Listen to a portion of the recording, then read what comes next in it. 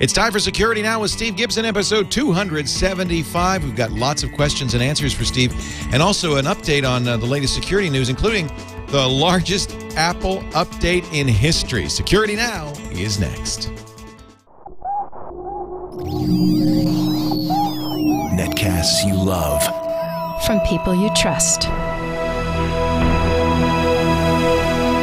This is Twit. Audio bandwidth for Security Now is provided by Winamp. Subscribe to Security Now and all your favorite podcasts with the ultimate media player. Download it for free at winamp.com. Video bandwidth for Security Now is provided by CacheFly at CacheFly.com. You'll find all the Twitch shows on your Roku box, Android, and BlackBerry phones, and all Yahoo Widget TVs powered by MediaFly. For more information, visit twit.tv/MediaFly. This is Security Now with Steve Gibson, episode 275, recorded November 17th, 2010. Your questions, Steve's answers, number 105. Security Now is brought to you by Go to Assist Express. If you're in tech support, solve problems fast with the leader in remote support software, Go to Assist Express. For a free 30-day trial, visit gotoassist.com/security. And by Carbonite. Backing up files on your PC or Mac is safe and easy with Carbonite. For a free trial plus 2 free months with purchase, go to carbonite.com. Offer code SecurityNow. And by Ford and voice-activated sync, featuring true hands-free calling, turn-by-turn directions, 911 assist, and more. Available exclusively on Ford, Lincoln, and Mercury vehicles. For more details, visit syncmyridepodcast.com.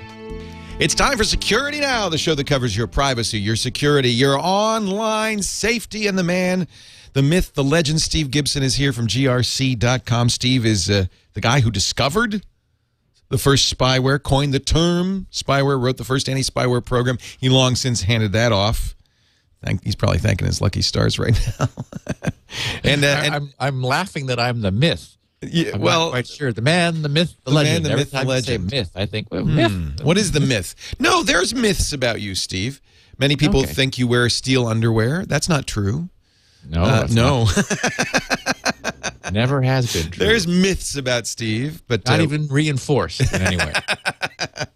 Steve is also the guy who wrote Spinrite, the world's best hard drive utility out there. That's not a myth. That's no myth. That's definitely true. That's all at grc.com. And, of course, we debuted last week your free DNS benchmark program. Yes, it's been a big hit. I have a couple little comments in errata section today to share, just little brief things. We've been seeing about 1,100 downloads a day. So wow, that's great. Really nicely, yeah. Not as big as Firesheep. No. And you could have written Firesheep, but I'm glad for that, too. You didn't. Yeah, this is a Q&A episode, so we have lots of questions, lots of answers. We also have security news, security updates, and so forth. Before we get too far along, can I say hello to a sponsor?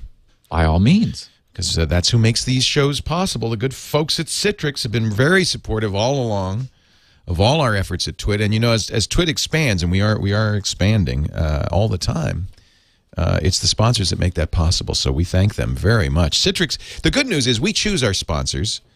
They don't choose us, and we choose products that we use and we feel confident in. So when you hear an ad on one of our shows, it's for something that we really believe in and really use. Go to Assist Express is a very good example. In fact, the first time I encountered Go to Assist Express was 6-7 years ago on the screensavers. We used it sometimes for remote support on the show. Now, I have to say, it's come a long way, baby, in 7 years. It is such a great program now. It basically uses that great backend, that remote access backend that Citrix is so well known for, but tunes it for the needs of the support and IT pro.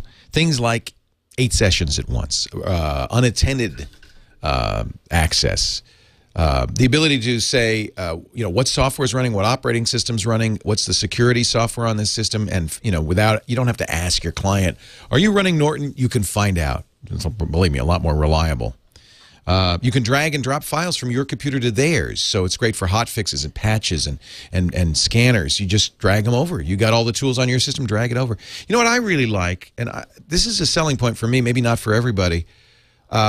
Your clients don't have to have it installed ahead of time. You've got it. In fact, you can get it right now for free for 30 days by going to gotoassist.com/security. Gotoassist.com/security, G-O-T-O. Once it's installed on your system, now you're on a phone call, a support call. All you have to do is say, look, I'm going to send you a link.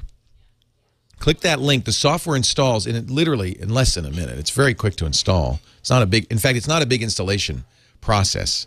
It's very straightforward. It's Java, so it's just very straightforward. Or is it Java? I think it is. So all in Mac or PC too, by the way. So all you have to do is say, look, here's the thing. They do it, and now you're in. You have total control of what's going on. It's just fast and easy, and of course, even if they're at an open hotspot, you don't have to worry about Firesheep because it's 128-bit SSL end-to-end encryption. Customer service for you 24/7. Citrix is famous for that. No wonder Frost & Sullivan rated GoToAssist the worldwide market leader in remote support. There's just nothing better. Try it free for 30 days. You'll be glad you did. GoToAssist.com/security. Just security, not security now. All right, Steve, I see some errata, some stuff to cover here. Yeah. Well, we don't have too much in the update category, though I guess when weighed by the megabyte, we actually do. Woo! Yeah, this was a big patch. Oh, my goodness. I love this. It's the 007 patch. It's the 7th patch of the year for Apple's OS X. And in my case, 572 megabytes. So over half a gig. Yeah, mine was like that too. I couldn't believe it. Yeah, well, 130 different security vulnerabilities, although in fairness, 55 of them were in Flash. It's weird, but I guess Apple has taken it on itself to patch Flash as well. Yes. Now, if people had patched Flash before this manually, then this would have been redundant. But, among this was a new copy of Flash Player that brings OS X current with where Adobe is with Flash. So it was a huge update. The Apple page that talks about, that enumerates all these things, just scrolls on and on forever and ever. It brings OS X up to 10.6.5 or 10.5.8, depending upon whether you're back at the 0.5 or 0.6. So, and that was now a week ago. So I would imagine most Mac people have already encountered this. For me, I turned this one little mini on that I use for our podcasts only once a week. So I fired it up, and I knew this was happening because I had already encountered the news about this. And it's like, oh, here it is, baby. And so luckily I turned it on a few hours ago so that it was able to download this thing and update itself and get going. So also there were fixes to QuickTime, Time Machine, Safari, just pretty much across the board, 130 different vulnerabilities patched. So the 007, 7th patch of the year. Probably the last big one, I would think, given here we are mid-November. And then the other important one was that Adobe has fixed their, this was the patch to version 9, which we knew they were going to be coming out with. We've been following this for the last couple weeks as Adobe's been trying to do this out-of-cycle patch to get Reader updated. So this is the version 9 of Reader, which was lagging behind their fixes for version 10 and of Flash, all of which they had already patched. So if people were back on version 9, then just yesterday, from when we're recording this, so let's see, we're recording this on the 17th, so on the 16th, they released their version 9 catch-up. So they're now current with this 0-day vulnerability, which had been seeing a lot of exploitation. In news, the UK has backpedaled a little bit from what we discussed. It was in the last couple of weeks, we talked about the UK passing the Digital Economy Act, which, among other things, remember that it had that 3 strikes, then you're disconnected from the internet provision. Well, now they're saying, whoa, wait a minute. Yes, that's in the law, but I guess it caused a lot of furor over there. So they're saying that they're not going to be disconnecting people, that it's technically there's a provision for that, but they really don't expect to be actively pursuing that. So good. yes, that is good news. The still unpatched 0-day IE 6 and 7 flaw, we've talked about this weekly now because last week we mentioned it had made itself into some of the most popular hacker kits, and it's seeing more widespread use. I picked up a little note that it had appeared on the exploit for this had appeared on Amnesty International's Hong Kong website, such that people who went to the Hong Kong website of Amnesty International using IE 6 or 7 would get themselves infected because there's no patch for this yet. Still no word from Microsoft about when they're going to get this done. This came out just after the second Tuesday of November, so it caught Microsoft off guard, and they're still saying they don't feel this is a big enough deal to do an out of cycle patch. So we'll see if this gets worse before the second Tuesday of December, when let's hope they get this thing fixed. A little bit of news that Sweden is considering legislation to require ISPs to retain all of their customers' email and cell phone text messages for 6 months. What? And yeah, I know we keep seeing these data retention legislation threats floating around, and I hope that the legislators understand the burden that this creates. I mean, it's easy for them to sit in their council chambers and say, yeah, let's require everyone retain everything for 6 months. But I mean, that's a huge technological burden to impose on, like, just out of the blue on a carrier, which is what an ISP is currently. That they may be doing some filtering. We know, for example, that ISPs block various ports. For example, I know that the cable modem provider here in Southern California, it blocks the traditional dangerous Windows ports 137, 138, 139, and 445 that were the file printer sharing ports. They also block 25, which is SMTP, to prevent to some degree bad things from being able to be used for spamming, botnets and so forth for spamming. But it's very simple from a technology standpoint to block traffic on a port. It takes nothing. It's a whole different scale of obligation to ask an ISP to intercept, which is what they have to do, and record all of the email transactions and in this case cell phone text messages of all their customers, to hold them for 6 months and then somehow age them and let them go away after 6 months. So this is, again, let's just hope this doesn't happen. This would be a bad precedent to have. Not as much from a privacy standpoint. I mean, that's a problem too, but mostly just it's a phenomenal, from a technology standpoint, a phenomenal change to impose on ISPs. So I hope this just doesn't happen. Didn't the FBI put those carnivore, or propose to put those carnivore boxes in? And as the carnivore did the collection and aggregation itself, right? It was kind of less of a burden on the ISP. They just had to pipe stuff through it. Well, and it wasn't doing everything. So it was a tap where they were able to say, we want to start monitoring this particular customer.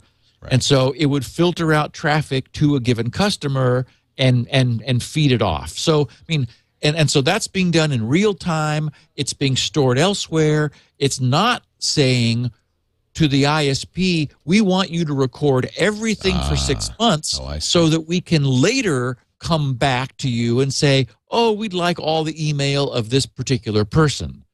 So yeah, it's a whole different scope of obligation. So I think that the legislators get very cavalier about this idea. It's like, well, Google is indexing the whole internet, so why can't you store all the email from all your customers? And it's just like, wow, there's no infrastructure in place for that. That's a huge deal. So let's hope it doesn't happen. 1 million Chinese cell phones have been infected by something that they're calling the zombie virus. Great. It masquerades as an antivirus application which users have installed. It then propagates by text messaging links to itself to everyone in the infected phone's phone book. So this thing spreads like wildfire. It is currently costing Chinese users, because it sends texts to premium text messaging, it's costing Chinese users an estimated $300,000 equivalent in yuan, $300,000 per day. Crikey. is the cost. And so it's just sort of a little cautionary note. I've seen some commentators talking about this, saying,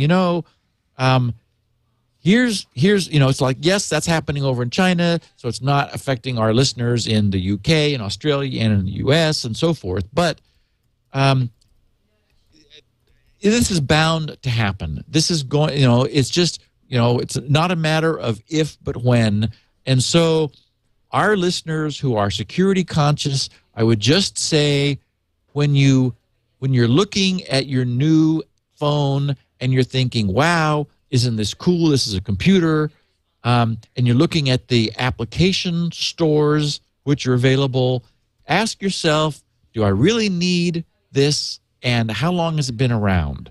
We know that new things tend to cause more trouble than old proven things. So sure, it's fun to download all these toys onto your phone, but with every one of them, they're taking up space, they're in that phone's ecosystem, and if they're brand new, there just isn't any way for everyone, for the people who are hopefully vetting these to some degree, to actually know what this can do. So, just use caution. Just, use your best judgment, I would say. But it's just a matter of time before we get something like this. It's going to happen. Yeah.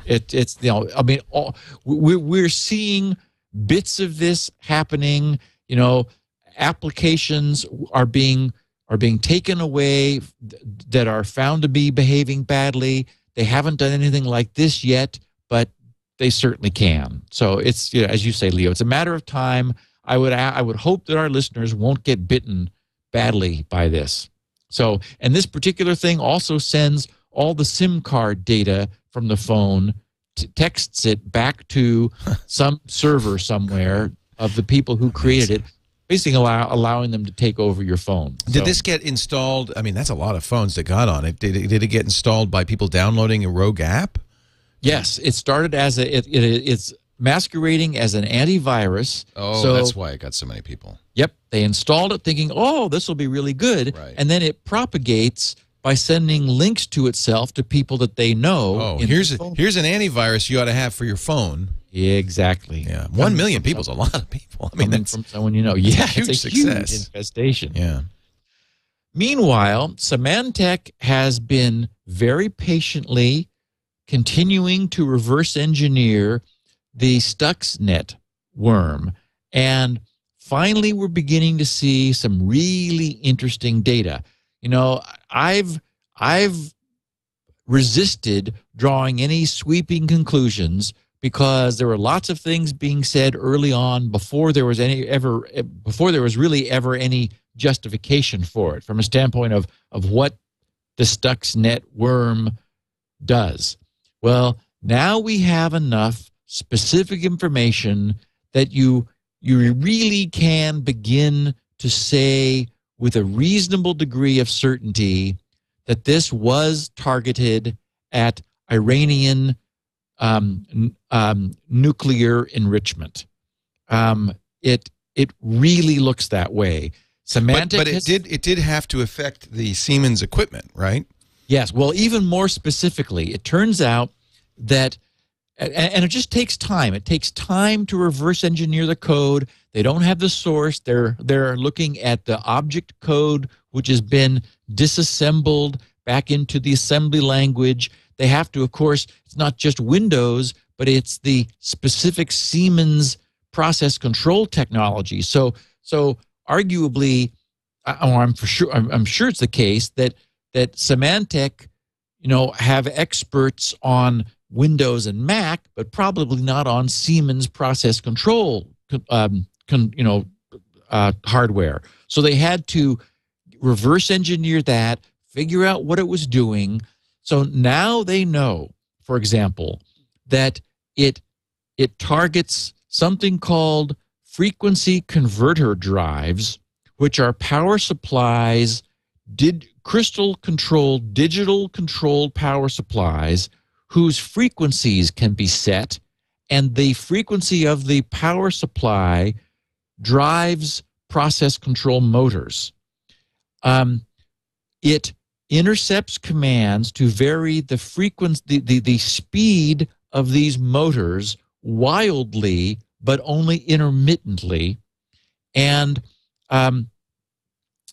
only if this thing, now that we see how the code works, only if it was in a plant's network where it found at least 33 frequency converter drives made specifically by manufacturers Ferraro Paya in Tehran or Vacon in Finland, would it come to life.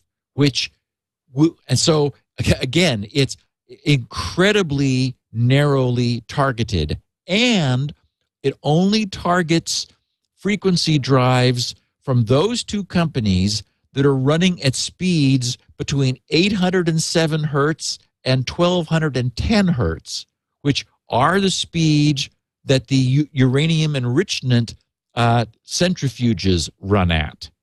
So it looks like it's absolutely certain, as much as anyone could be, that somebody who really knew what they were doing. This is not hackers, random script kiddie type people.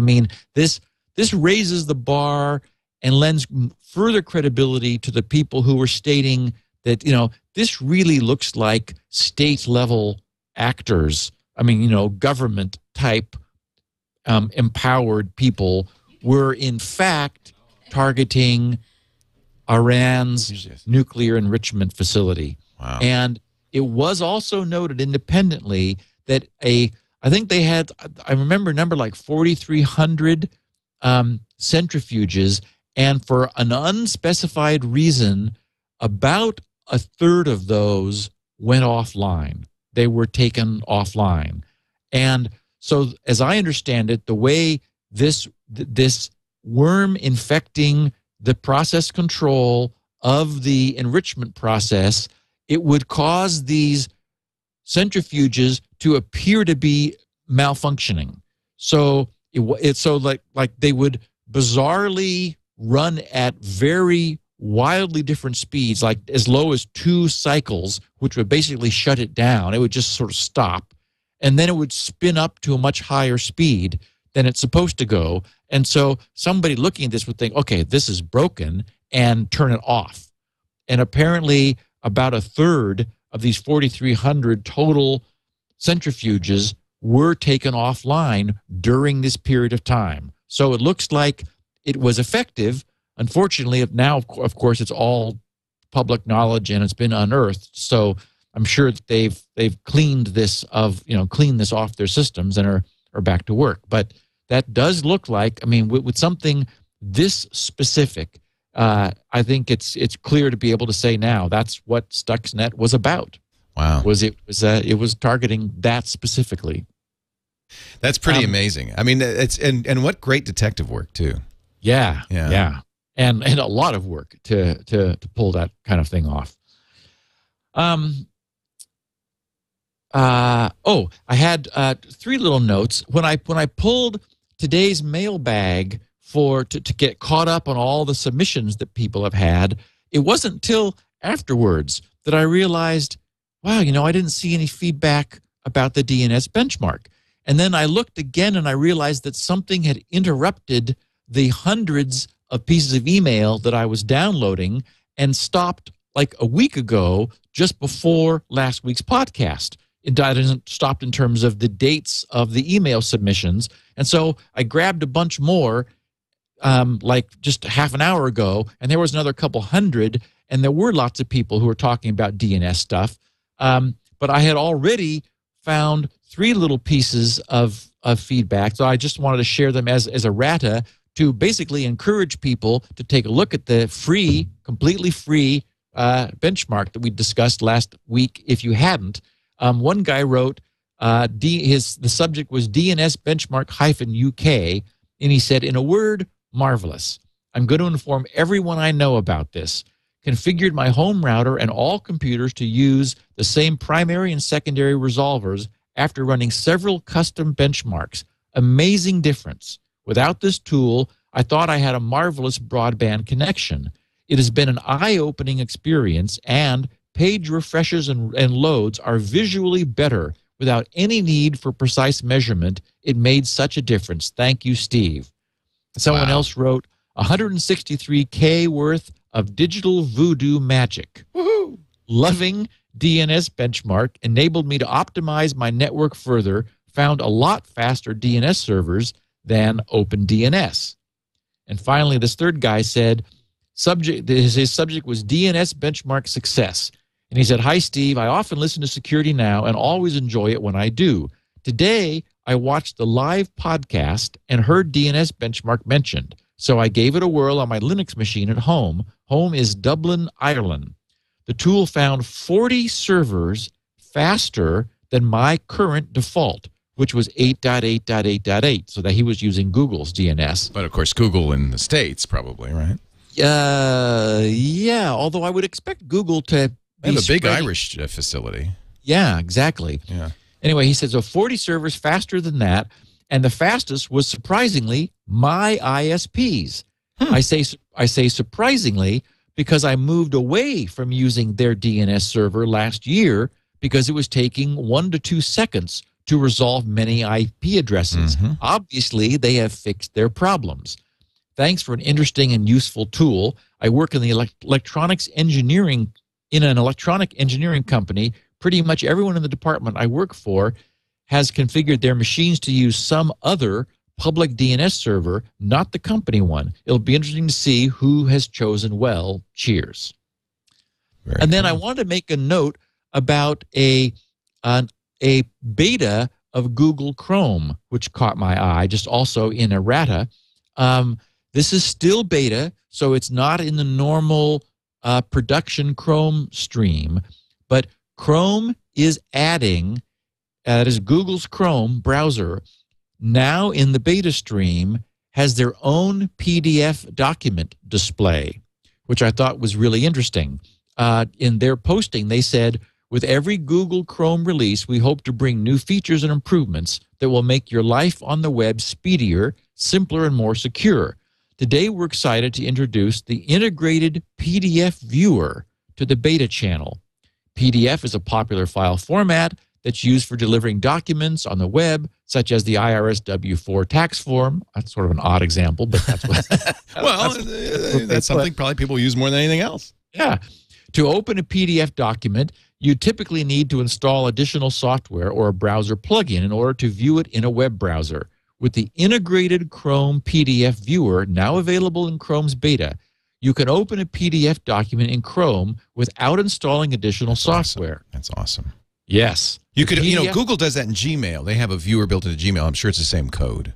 Yes. Yeah. The PDF document will load as quickly and seamlessly as a normal web page in the browser.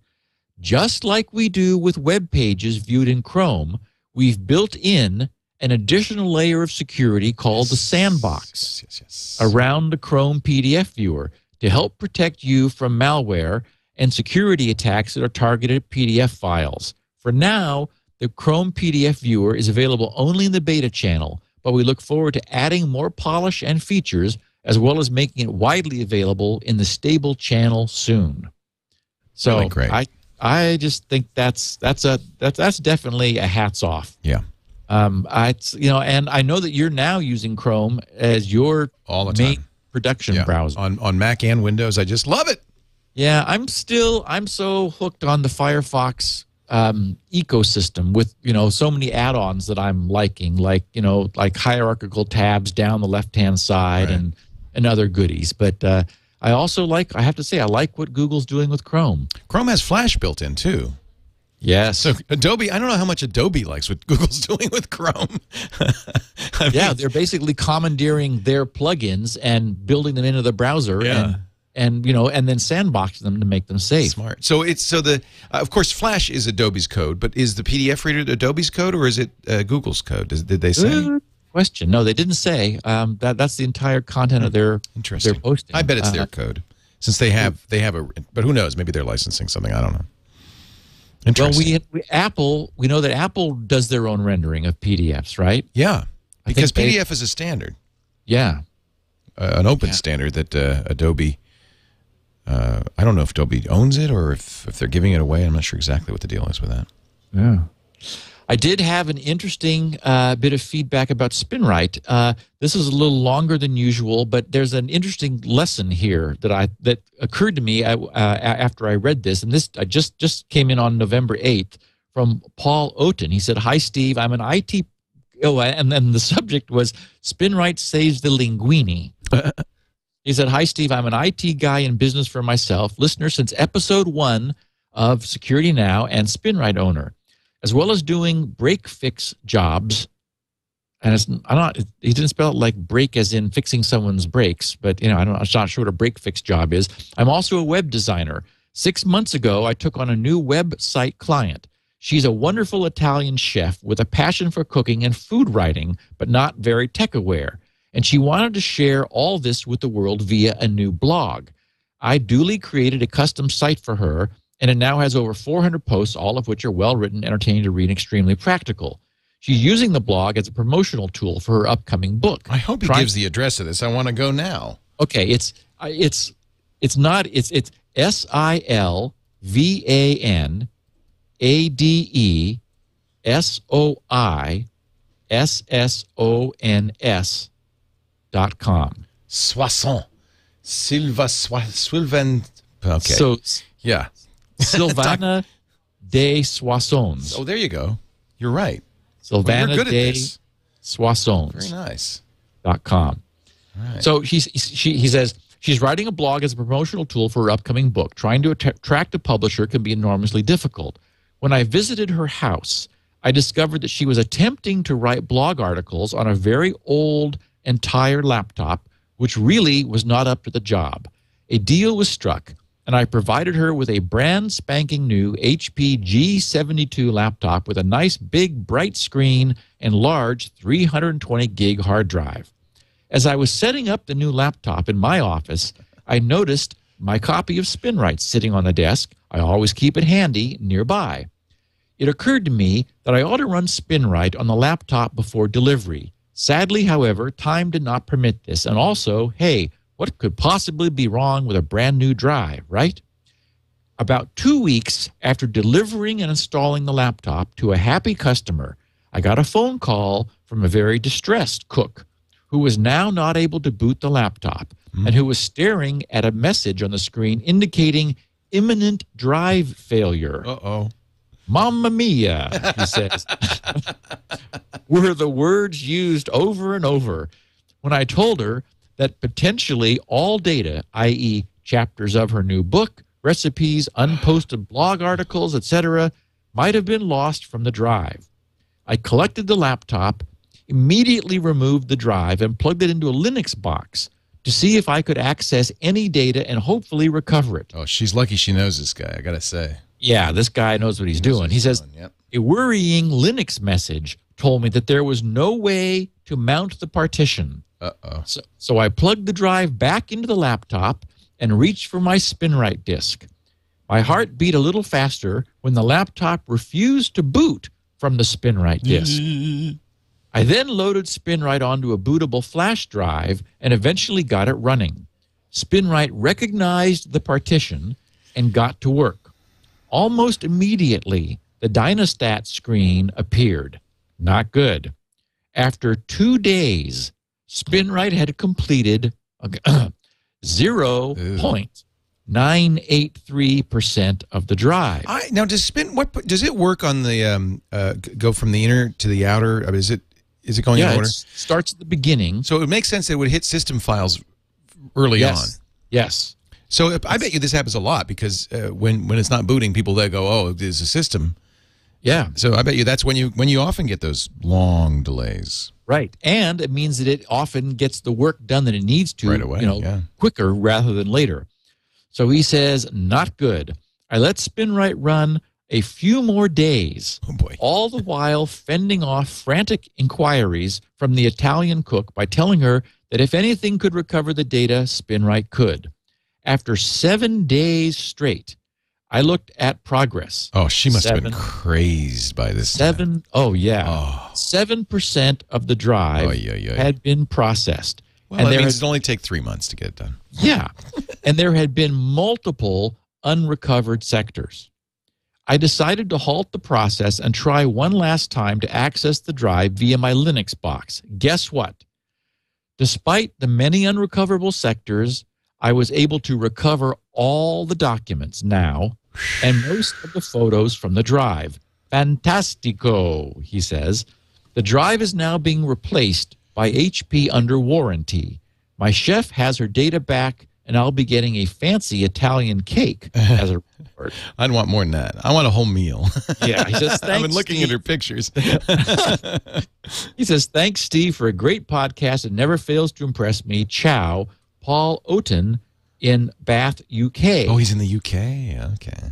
And then he also said, P.S. It's great to know when the aliens come, the U.S. government will be able to call Mr. Gibson to deploy his big green laser as a last line of defense. Now, okay, given the reason I shared this story is I'm suspicious. The drive was working probably just perfectly, and it was serious. Something really bad happened to it. I'm suspicious that this thing got dropped. Yeah. That, it was, that maybe there were a little too many things on the chef's cutting board, and the laptop got dropped, on the floor, or it fell over, or something happened to it. Because, this, for it to have gone from just fine and brand new, yes, it's the case that a drive, can be flaky from day one, but this it's too suspicious that, that it took 7 days to get 7%. Spinrite was finding all these problems after 2 weeks.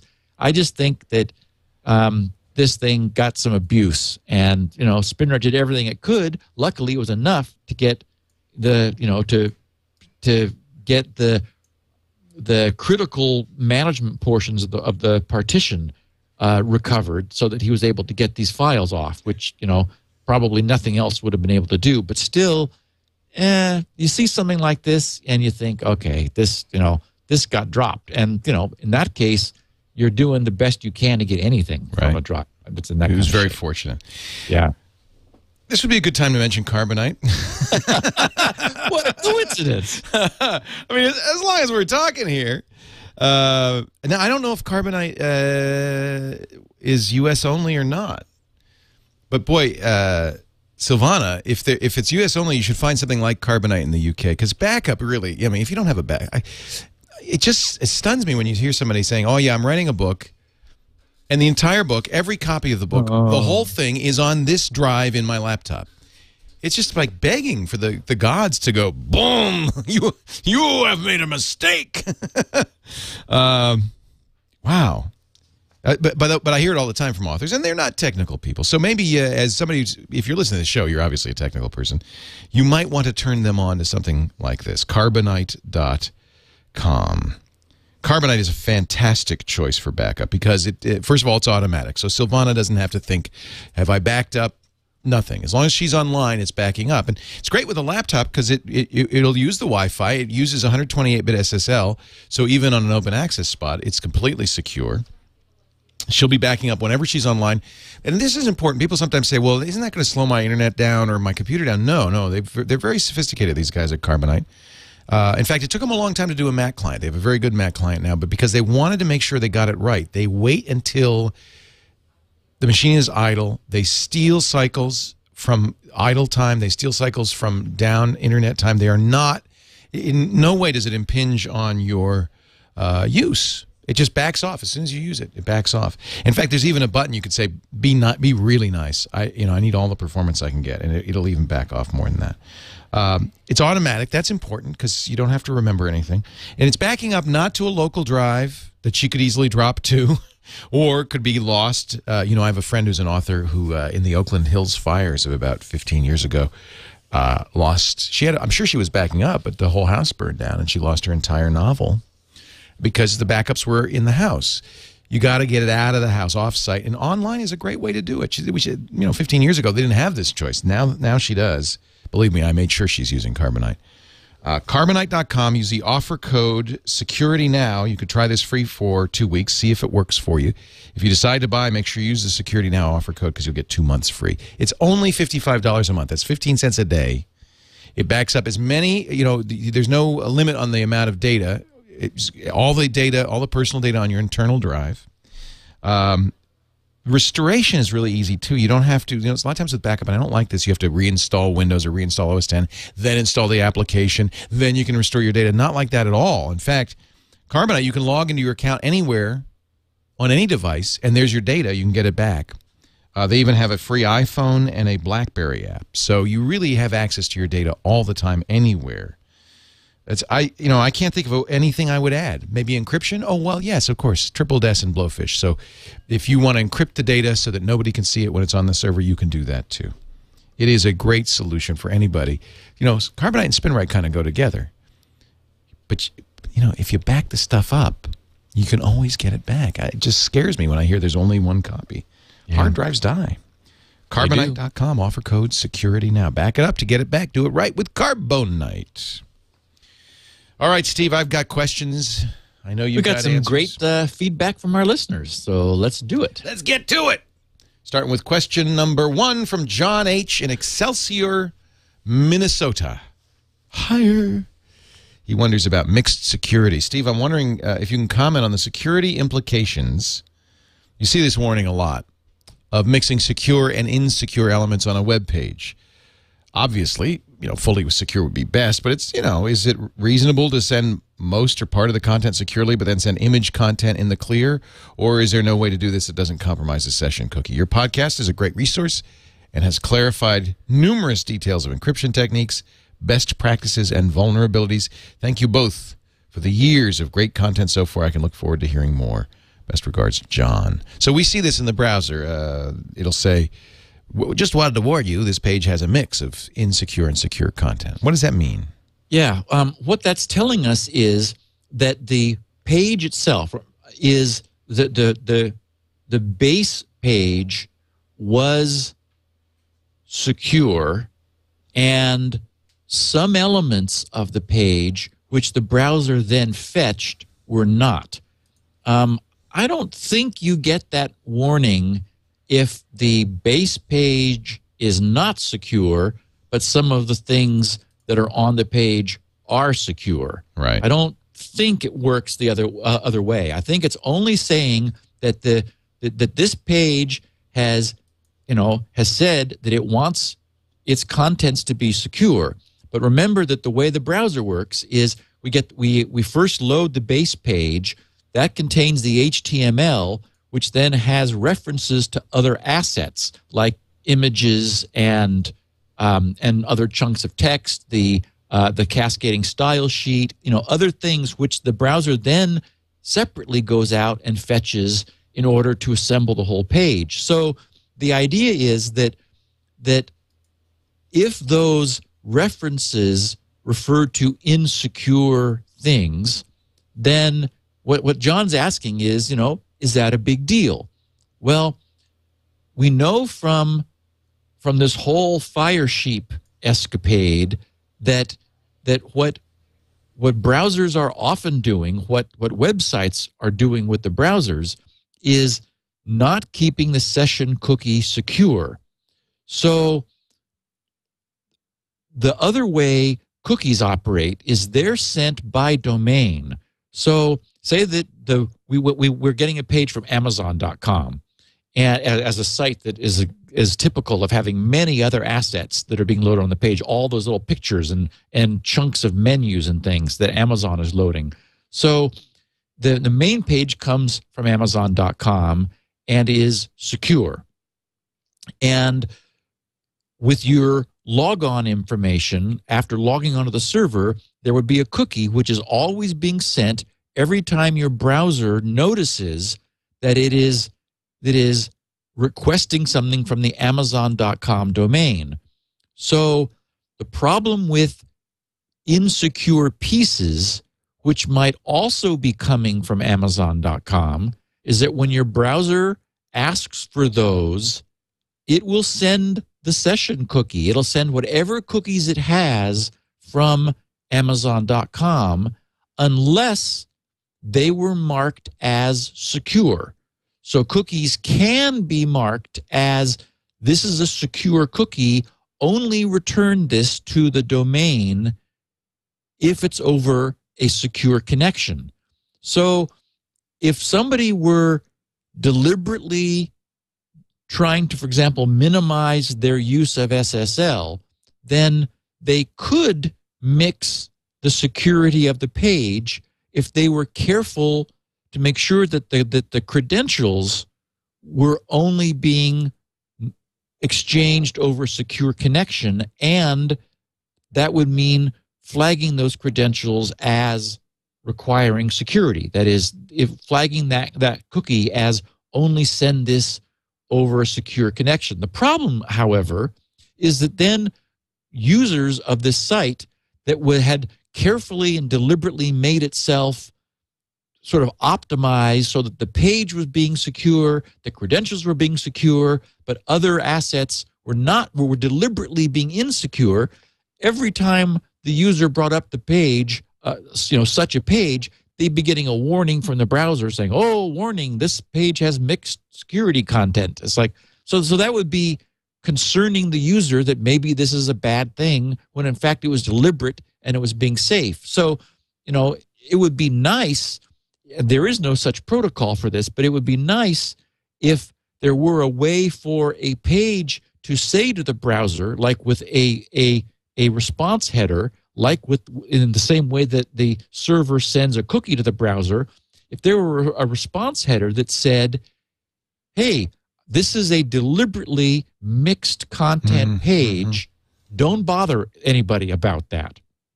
Now, that's a safe thing to do, because you could require that header only being honored if it was received over an SSL connection. So you wouldn't have to worry about it being injected or inserted by a man-in-the-middle attack over a non-secure page. You could say, only if this page comes to us via SSL securely, and if there's this extra flag in there saying, this is deliberately mixed content, don't bother the user about it, then I could see how that could be a nice addition to HTML or the HTTP protocol that would allow this kind of optimization, but wouldn't be sending off warning messages all the time. All right. Question 2. You never know. I never know if there's more. Mark Cyrillic in Oshkosh, Wisconsin, wonders about network masking on networks, whatever that is. Steve, I lived in an apartment complex that gives us free internet while we lived there. So it's all past tense. I guess he's moved. They ran the switches and the connection, and all we had to do was plug our devices into a wall jack. I'm trying to share music, or in trying to share music with my roommate, however, we ran into a lot of problems because the admin had done something I'd never seen before. He had set up the DHCP server to give out IP info as such. IP address 10.1.3.24. subnet mask 255.55.55.54, DNS 10.131, gateway 10.131. So the gateway and the DNS were the same. What I found very interesting was that he had set up the subnet mask in such a way that your computer thought it was the only computer on the network. So 255, 255, 255, 254 allows for one IP address. And I was not even able to see any other machine on the network. I know you mentioned in 272 that Starbucks could enable WPA2 as a partial interim solution to solving the fire sheet problem. I'm wondering whether a solution like the one above could also help to solve that problem. That's interesting. I never thought of that. So the subnet mask is set to allow but one IP address. Yeah, actually two. Yeah, you have to have two. Yeah. What this is doing, it was an interesting configuration. So imagine an apartment complex where they're giving you free internet access. And as we know, a 10-dot network, so it's behind its own NAT router. There's a NAT router somewhere, probably a big one, in the manager's office somewhere, which is basically creating a 10-dot network. And we know that that's 16 million IPs because the 10 is the first 8 bits of the IP, and then the other 24 can be anything. All the first 8 of the 32-bit IP have to be 10. Then the next 24 bits can be anything. So that's 16 million IPs.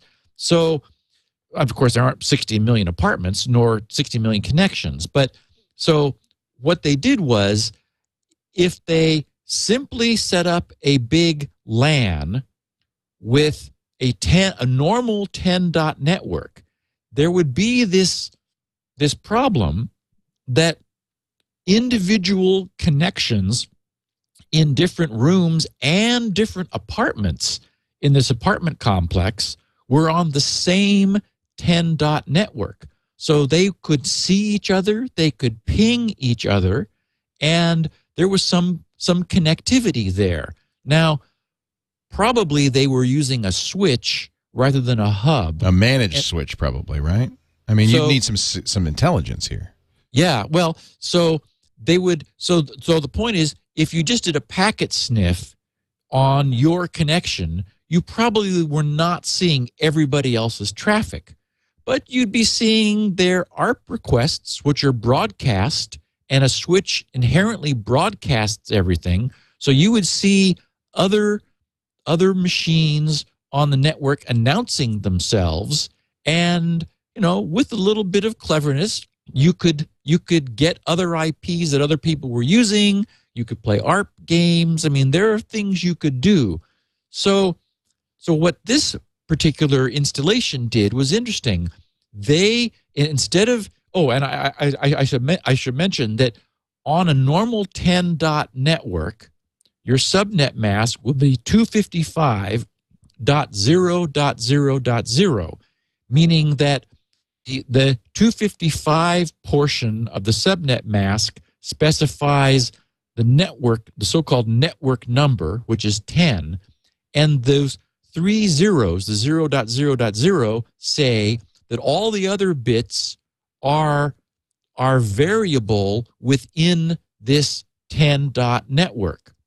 Well, what this subnet mask does in this particular apartment complex is it's all ones except a 0 at the very end, meaning that essentially every connection in the apartment complex sees itself on its own network. It says only my IP, and technically there's one other IP because the last bit could be a 0 or a 1, but probably they were always 0. But essentially only my IP is on this network. So things like pinging other IPs would not work because they would, if you tried to, normally if you ping another IP in your own LAN, then that packet is sent to the MAC address of that IP. And if you're pinging an IP not on your LAN, then it's sent to the MAC address of the gateway. Well, since what this apartment complex cleverly did was they set a subnet mask that said there are no other IPs on this network. So everything, if you send anything to anywhere, it's going to go to the gateway. So what that does is create some isolation, which I think is really very clever. It's an interesting way of taking a large private network, which a lot of untrusted people are sharing, and allowing them, dividing this private network up so that it creates interperson privacy to a much greater degree than you would normally have. All that said, he then asks, what does this do for like Firesheep and the Starbucks open network hotspot example? And unfortunately, not much, because wireless is always like a hub. And that's one of the problems, is that when you broadcast anything, everybody can receive it. So this solution that the apartment complex used works because it's essentially created a there's a notion in lands known as the broadcast domain. That is, when you broadcast, for example, an ARP request for, hey, who has this IP address, it's sent out to the broadcast IP of the network, which in this case would be that's where the other IP is. It's like all ones in the IP. So whereas the IP, for example, was 10.1.3.24, the broadcast would be 10.1.3.25. So even ARP broadcasts would be constrained within these little individual networks. Not so in the case of using this approach on a wireless hotspot, because you could still receive everything. Now, it would be trickier to impersonate a person, because you'd have to be you're not all on the same network, so you're on individual little networks. But it does not provide you the same level of isolation that this does in the apartment complex, which actually is a very clever solution. But it has to be hardwired to make it any sense. It's got to be switched, and that's the deal. Is a switch. That's what a switch does. Yes, a switch isolates so that you're only providing traffic that is intended for any of the devices connected to that physical port, and the switch itself learns which MAC addresses are connected to that physical port. But if you were to use this system in the apartment complex on a hub, then you would see everybody else's traffic, even though they're all on their own little individual itty-bitty networks. Right. But still very clever. Yeah, that really is the key to the whole idea of managed switches, is to isolate traffic. Right. But most hotels and other areas don't want to spend the money because switches aren't cheap. Switches are much more expensive. Yeah. Yes, especially in a large complex. Yeah. It's a VLAN. It's a virtual LAN. Question 3, a listener. Actually, before we get to that, Chessmest has a question about the Chrome PDF viewer. But actually, Leo, we should skip this one because we kind of talked about it. Yeah. Well, actually, the note that I had was for this question. I forgot that I had this in our questions, so I read the note ahead of time. So credit to Chessmest for bringing up there's a PDF viewer in Chrome. Yes, exactly. You already did that one. So next will be the question from Chris in London, if you want to prepare about the WPA key setup. Before we do that, though, I want to talk about my Ford. I love my Ford. And the great Ford Sync. It's right out there. You can see it. See there? There's the Mustang. I love that 2010 Mustang. But, one of the things I love most about it is actually featured in many Ford, Lincoln, and Mercury vehicles. It's the Sync technology that lets you keep your eyes on the road, your hands on the wheel, and yet connected to the outside world. It works with all my phones, and I don't know what the limit is. I have, I think, 4 or 5 phones hooked up to the Sync right now, via Bluetooth.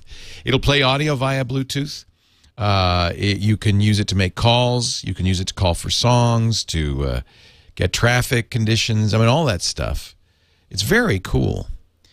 I think Ford realized that when you design a car, you're designing something years ahead of time that is going to be years on the road.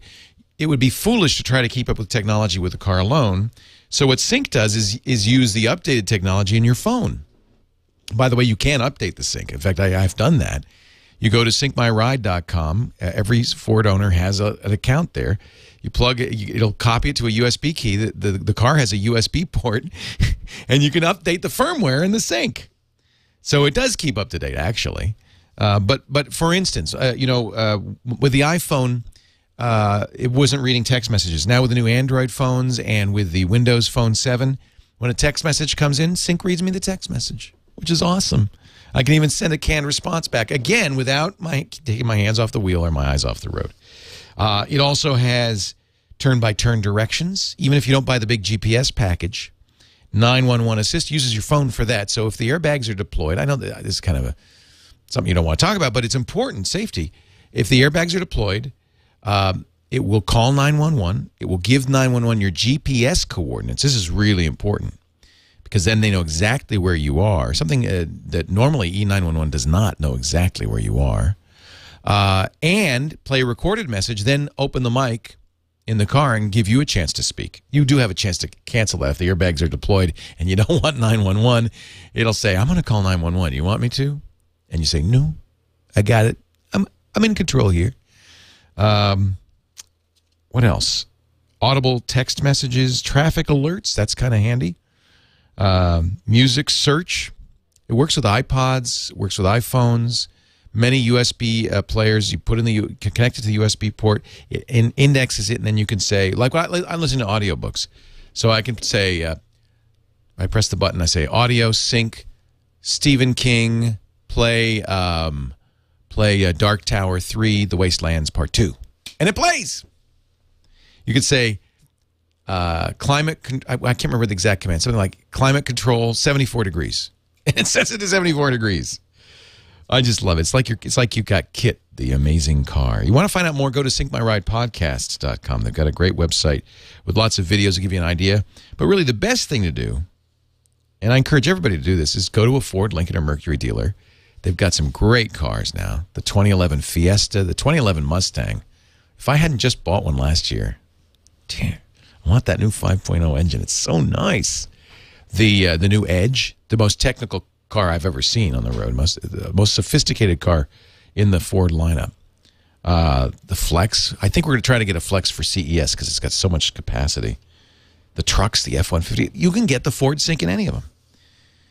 Ford Sync, true hands-free calling, turn-by-turn directions, 911 assist, and more. Get it at your Ford, Lincoln, or Mercury dealer. Test drive it today or visit syncmyridepodcast.com.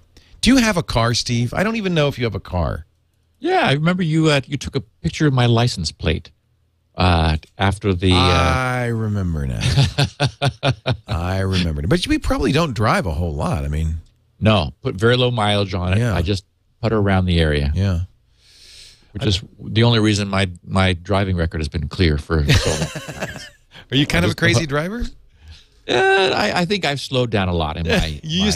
I could see you driving like a sports car at very high speeds. I was an assigned risk. I was one of those people who the insurance company did not want to take, but they were forced to. Really? Back in my youth. Yeah, I always had a manual transmission. I love to drive. Thunder Road, baby. Love to drive. Uh-huh. Kristen, sometime we'll go for a ride. Kristen, I'll let you know. You should come up and drive the Mustang. You would love it. I got to come see the studio when you get that all put together. The studio, yeah, the new studio. Sure. Chris in London, United Kingdom, was shocked by the WPA key setup.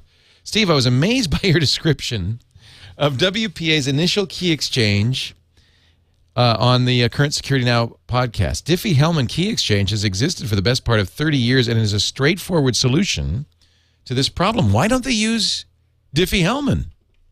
Okay, so what Chris was concerned about was when I explained that the reason that everybody sharing the same key still was a problem. I mean, it would encrypt connections, but if you had an attacker who was listening in, they would know everything that either party knew and be able to reconstruct a client's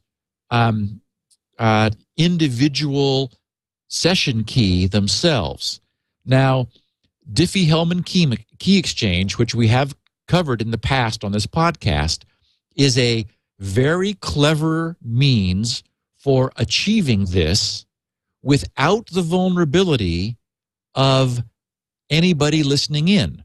So the way Diffie-Hellman works, just as a brief reminder, is you take some number and raise it to a power, and then the other end takes the same number and raises it to a different power. They exchange this intermediate result, and then they raise that to another power. So the idea being that mathematically, a given number, say x, raised to the power of a, raised to the power of b, is mathematically the same as x raised to the power of b raised to the power of a. That is, that's the order in which you do these power functions is commutative. It doesn't matter which way it's done. So that what that means is that each end is able to come up with a random number as their own power, raise the common number to that, exchange the intermediate result, which is all done modulus some other number, and that's the key. It's within what's called a field, and then raise the exchanged intermediate again to their random number, and that's a way for them both to get the same result.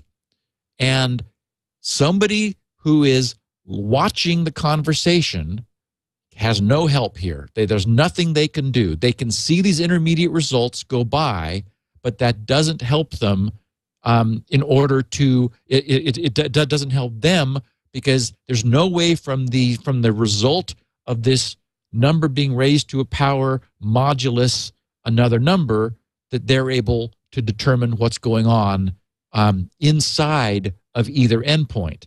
Well, the reason this wasn't done is, as you can tell, it's complicated. It's also, these numbers have to be big. The numbers that are being used, the random numbers that are chosen as the powers, have to be on the order of 100 digits long. Yikes. Yes. So you're raising something to a power that's 100 digits long, which is to say you're multiplying it by itself, a huge number of times, and the modulus, to be effective, has to be a prime number that's about 300 digits long. The point is, this is public key technology, and the one thing that we know is public key crypto is slow. It's processor intensive. So the reason the WPA designers, the people who were replacing the very badly broken WEP encryption, could not use public key technology is they had to have this stuff still able to run on much lower powered hardware. On hardware, in order to make WPA practical to sort of upgrade low-end hardware, they had to use only symmetric crypto. They could not use asymmetric crypto. They could not use public key crypto, which is what Diffie-Hellman key exchange essentially is. And that's the cost of public key crypto, is it has to use really long keys in order to obtain its security, and that means that it's going to, you only have to do it once. For example, once these endpoints exchanged their keys in a normal Diffie-Hellman exchange, now they've got something that they can then they can use for all kinds of other purposes during communication, but you got to do it once. And the designers of WPA protocol just said, wow, we'd love to use it. It was developed in 77. The patent was issued in 1980. So that's 30 years ago. So the patent expired 17 years after that, so in 1997. So it was in the public domain, that is Diffie-Hellman key exchange was, but even so, it's just too computationally burdensome to be able to retrofit older hardware and have it work. So they had to use something which really the only problem of using it is that there is this potential for it being sniffed on, which is a problem only in a scenario where you do know what the shared key is. Remember that we're sort of creating a synthetic situation here with WPA. Most people, and all of us who are using WPA at home, we know that we need to keep our key secret. So we were suggesting that the key be made public only to get some crypto on the connections to defeat Firesheep as an interim measure until sites like Facebook are able to go 100% SSL. Well, speaking of Firesheep, nice segue. Sean Polson in Middletown, Delaware, talks about some of the challenges of going full SSL, which we have prescribed as a solution to the. Ultimately, that is the solution. Yeah. Steve, you made another great episode of discussion in the latest Security Now podcast Q&A. I enjoyed all the talk about the technology required to secure websites from Firesheep attacks, or basically cross-site cookie stealing, I guess. Yep. I think you made a great point that SSL is not computationally expensive these days. Google made that point for us.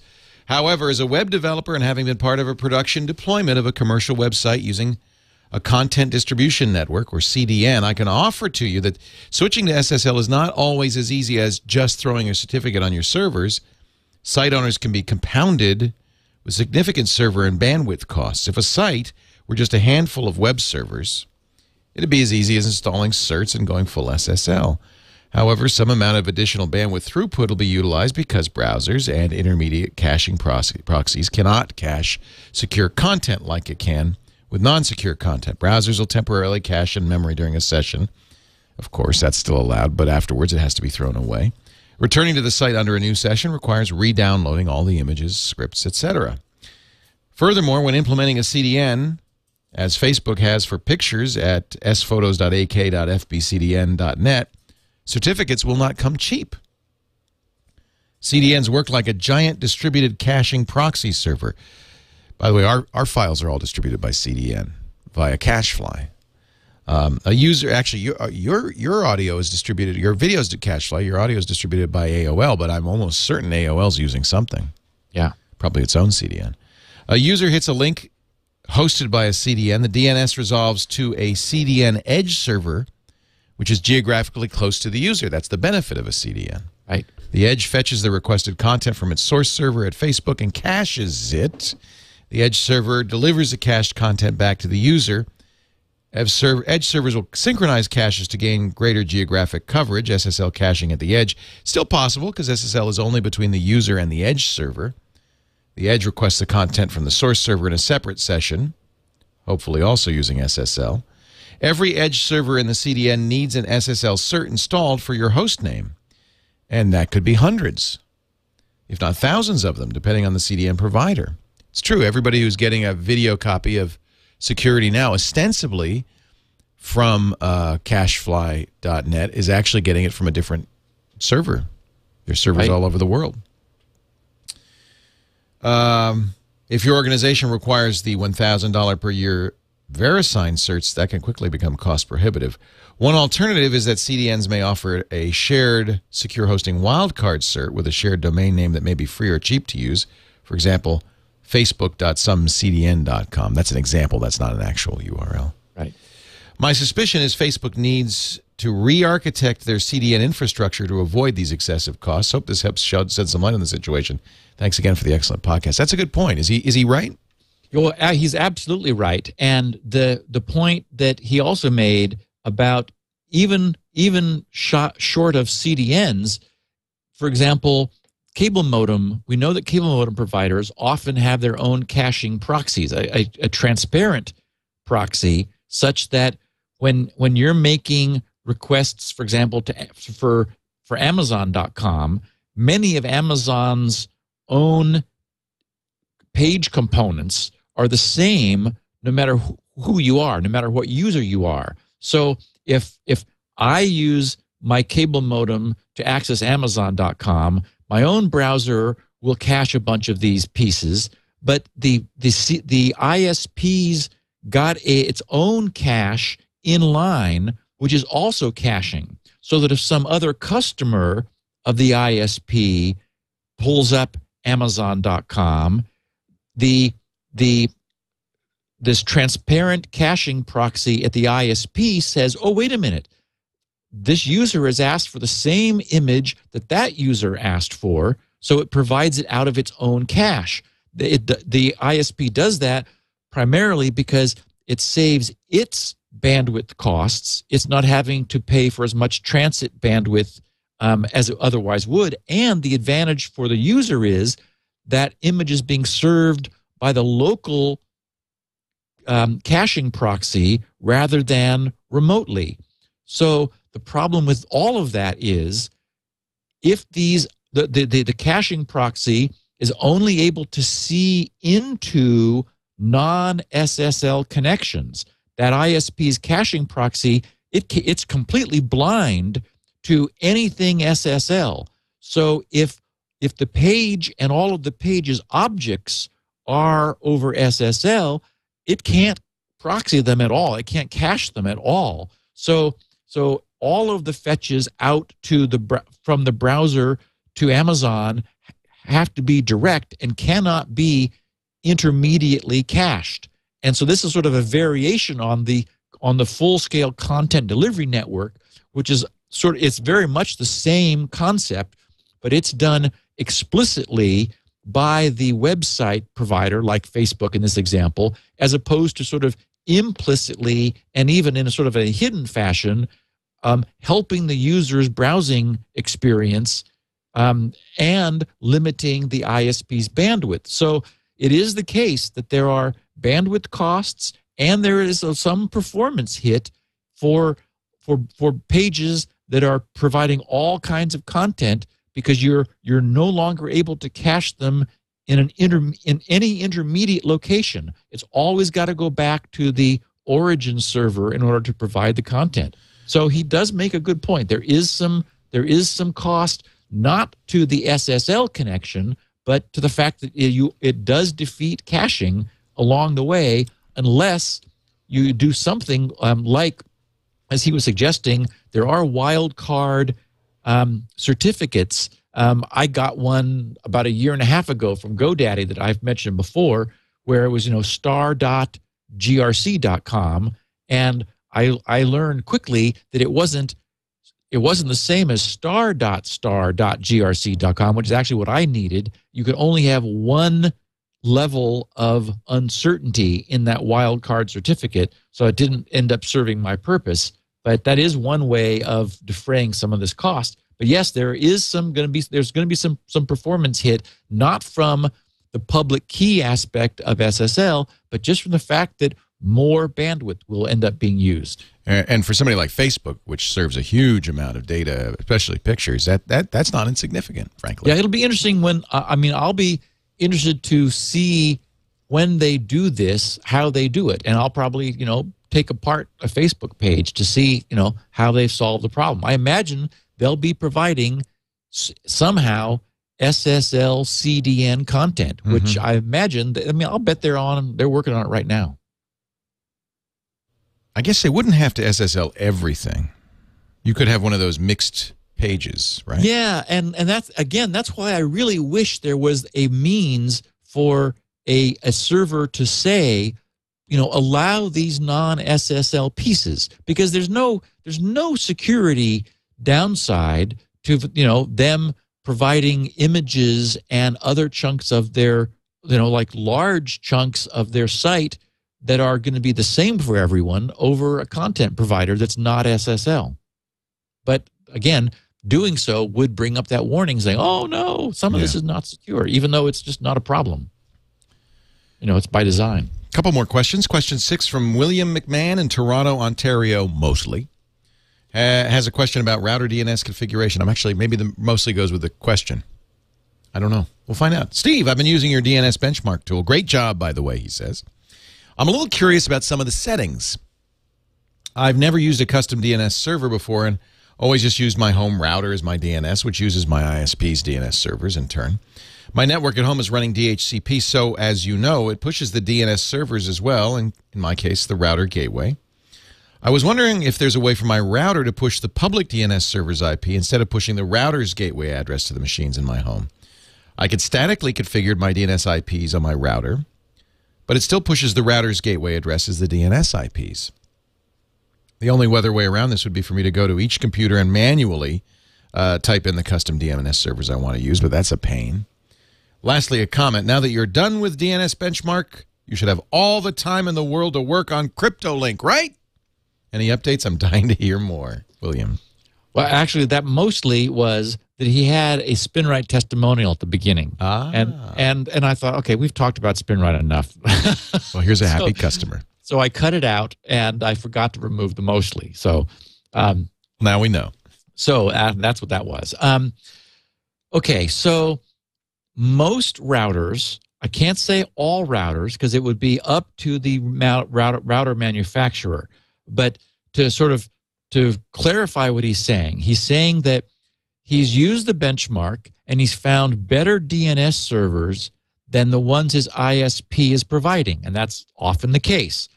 So he knows he could go and manually configure those DNS servers in all of the computers in his network. But what if he changes his mind? If he wants, he uses the benchmark tool, in 6 months and he finds different ones. What he'd like to do is have his router provide those to his computer rather than have his router always provide its own address as the IP which his computers use for their DNS. And I concur. It really is a better thing to do. It's not clear to me that there's a tremendous benefit for like routing your DNS through the router. And in fact, as we're going to learn next week, there are reasons not to, because it turns out that some routers crash when being asked to do just regular DNS. So, really? Yes. I have seen in the routers I've looked at, there is typically a setting that allows you to turn off sort of this router proxying. It's not caching. It's not powerful enough to really add any value to DNS. All it's doing for some reason is giving you its IP as DNS. I believe that our own endpoint client machines do a better job with having 2 DNS servers than the router providing it only with one, meaning its own IP. So, William and other listeners, I think if you look at your settings, you'll often see a setting that says, use router for DNS. That you can turn off, and then you can still manually configure which DNS servers you want it to offer to all the machines in your network. And that's, I think, the optimal configuration once you've got the DNS, the IPs of the DNS servers that you want to use, which, of course, the GRC's benchmark provides. Oh, and as for CryptoLink, I've got some more stuff I need to do before I start CryptoLink, which is just as well, because I am seriously perturbed about the FBI and what Congress may be doing relative to requiring wiretapping technology in anything like this. I'm hoping that a standalone product which just provides endpoint encryption would not be subject to this. Whereas something like GoToMyPC or Skype, which is involved as a third party, I could see where they may have a requirement to provide that kind of wiretapping. But I'm hoping that something that isn't a third-party involvement, and CryptoLink won't be, it'll just be point-to-point, I'm hoping that would not fall under this kind of legislation. It's hard for me to imagine that it would. So I've got my fingers crossed, but I do have other things to work on in the meantime. I'll be getting to it as soon as I can. I'm just looking at the configuration of our D-Link router here. And I think this is maybe where I would do this. It says at the bottom, DNS and advanced settings, use these DNS servers, and you can see I've put in the IPs for open DNS. I presume that means don't use me, but I don't know. I'll have to. Would it be in the DHCP section? Yeah. Now look at your own computer and see what the computer using the router. Does it have the gateway IP, or does it actually have the open DNS IP? I see what you're saying. All right. I'm not sure I want to waste everybody's time doing that, but I will check and report back. And that's what our listeners can do. Yeah. That's how you would know. All right. Moving right along. Question number 7. Comes from Pete. Listening in Rochester, New York. He wonders about GRC's transcripts. Steve doesn't know what happened there. He's not watching. So don't tell him. I have a limp microphone. Steve, I enjoy reading the PDF of the show. Do you use a software program to transcribe from the audio recording? And if so, could you please give us the name? Great show. Learn a lot about SSL from the Firesheep discussion. What is the name of that software you use to transcribe, Steve? It's fantastic. Isn't software, it good? Leo. Yes. It never makes a mistake. Never. We can fumble around and humble and mumble, and one way or another, even our misspellings get fixed for us. Amazing. Yes, the software's name is Elaine. On-Site Media is the name of the company that Elaine is, and she's been doing all the transaction, or all of our transcriptions from day one. Yeah. And so, Pete, unfortunately, if it were software, boy, it'd be really popular because it'd be fantastic, but it wouldn't work nearly as well as Elaine does. Well, we've all seen the lousy job Google does on YouTube transcription. We've all seen, even if you watch TV, you can always tell when the closed captioning is done by a human versus a machine. The humans don't do a great job, but the machines it's ludicrous. Yeah. No, you need a human to do this right. And, Elaine charges. Steve pays it, by the way. Credit to Steve, because he really wanted to have written transcriptions of the show, and so he pays Elaine out of his own pocket to do that. So thank you, Steve. Glad to. Finally, our last question. Dave Solon in Lancaster, PA, will share his podcast survey results. Steve, huge fan of your podcast for years, along with This Week in Tech. I was wondering if you might help me out with a grad class research project. I'm a K-12 instructional technology specialist in Lancaster, PA, also an avid podcaster. His show is 24tech, all spelled out, .com. I'm a huge advocate for teachers and students to start their own podcasts, as am I. I set up a podcast studio for my kids' high school. And I'd like to help guide them to create podcasts in formats that most folks like to listen to or watch. I've developed a short survey to try to find some things out to help me in my quest for podcasting proliferation. He'd like us to share the survey URL for the good of the education and podcasting community. The page is davesolon.wikispaces.com. He says, I'll share all my data and paper after it's complete. Thanks for your consideration. And if Leo could share this study, I'd be forever indebted to you both. So it's David, DavidSolon.wikispaces.com. And what I found interesting about this, I mean, first of all, the survey is neat. I'd love our listeners to give him their feedback. He promised to email it to me so that I could share the results back with our listeners. So we'll close that loop. But he used some Google spreadsheet. Yeah, we've used this. We use this too for our surveys. It's really interesting. great. I hadn't seen that before, but I thought that was really neat that you're able to use somehow like a simply formatted spreadsheet and collect the data and see what everyone had done. Yeah, so it looks like a real survey, but then the results end up in a Google spreadsheet at Google Docs. We're actually using, I'll tell you what, this is his survey. And once again, there's a short link for this, which is bit.ly/podcast research. It'll take you right there. bit.ly/podcast research. But if you want to take our survey using exactly the same technology, we're compiling best of shows for the holidays, the week after Christmas. Your show we've already got solved. That's the portable dog killer. But for Twit and Twig and some of the other shows, if you'd like to participate, tell us your favorite episode. That's twit.tv/bestof, twit.tv/bestof. And it's exactly the same technology. We embedded it in an iframe on our Twit site. But this is also gives us a Google spreadsheet. It's powered by Google Docs. Very cool. And K-Shep set that up for us. So you can choose the 4 shows that we're doing best ofs are Twit, MacBreak Weekly, This Week in Google, Windows Weekly, and Tech News Today. If you know the episode number, the air date, that'd be great. What time it occurred, that'd be great. If not, just put what you know, and we will thank you. And you'll hear the best of Twit. And the week after Christmas, most of the shows are going to go dark for that time, including this one. But this one will not miss a show. We've never missed a show. We'll just provide you with a repeat of one of our favorite Christmas classics. And you know what we could do, Steve? We could record a kind of an intro and some information. In fact, even if you want to do this tech news and errata and stuff as an intro to it, we could update that part. Okay, cool. Yep. The portable dog killer. It's the best. Steve, you're the best. Steve Gibson is at grc.com.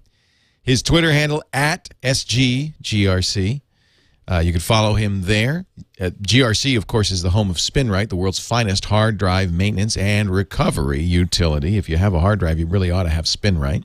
But lots of free stuff there, including the new DNS benchmark and many other useful utilities. grc.com. That's also where you'll find the 16 kilobit versions of the show for the bandwidth impaired, Elaine's great transcriptions, the show notes, and if you want to ask a question, that's where you'll find the feedback form, grc.com/feedback. Do you know what we're going to do next week? Is it a surprise?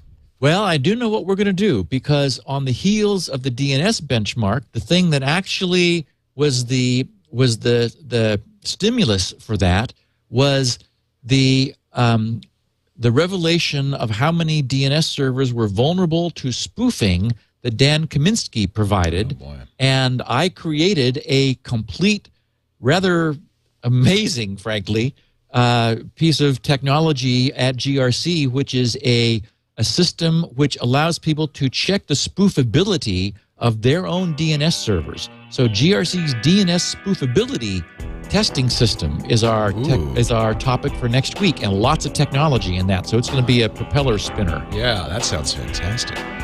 Steve, you're the best. Thank you for being here. We'll see you next week on Security Now. Thanks, Leo.